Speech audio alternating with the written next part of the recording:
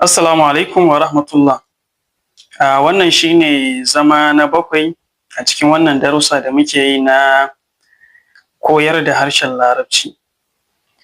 A yau za mu yi bayani akan wasu haruffa da ake amfani da su domin yin tambaya. Na farko akwai ma, na biyu kuma akwai harafi na man. Wannan haruffa guda biyu dukkaninsu ana yin amfani da su domin yin tambaya. Za mu fara da man. Shi harafi na man ana yin amfani da shi domin yin tambaya ga abu wanda yake mai hankali mai rai. Misali mutum, zan ce man anta, wane ne kai? Man huwa, wane ne shi?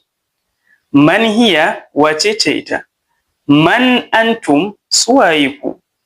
Man haza, wane ne wannan?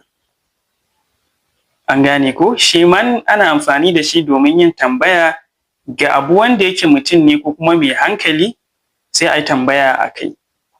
Shi kuma harafi na ma ana yin amfani da shi ne domin yin tambaya ga abu wanda yake ba mutum ba, abu wanda yake ba shi da hankali.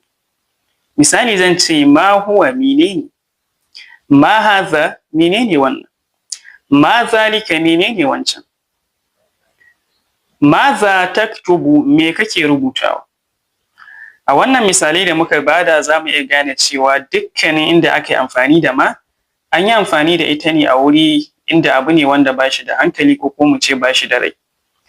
Inda kuma muka yi amfani da man, mun yi amfani da ita ne a wurare da ake tambaya akan mutum wanda yake da hankali, a nan ake amfani da ita harafi na man. Wassalamu alaikum.